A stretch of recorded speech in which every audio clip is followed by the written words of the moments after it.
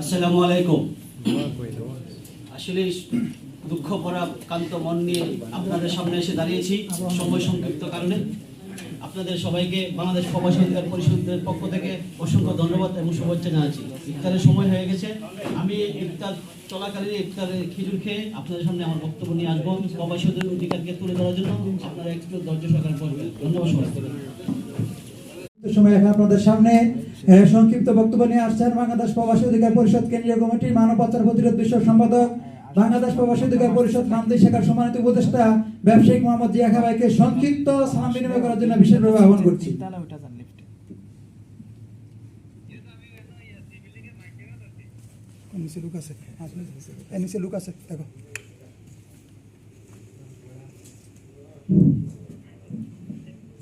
আসসালামু আলাইকুম। মাহে রমজানের সকল মুসলিম ভাইকে রমজান মুবারক, অভিনন্দন।